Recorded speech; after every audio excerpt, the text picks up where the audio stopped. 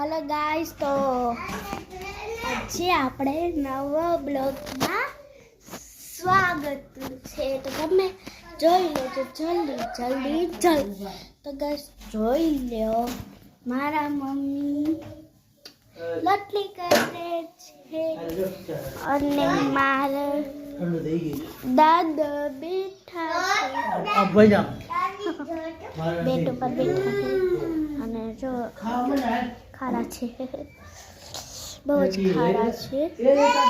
એ બહુ જ ખારા છે એટલે આપણે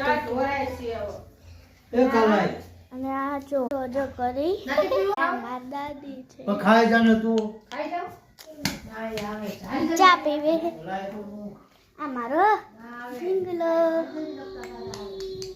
મારા 2-3 ઢીંગલા છે, આ બે ને ક્યાં ગયો?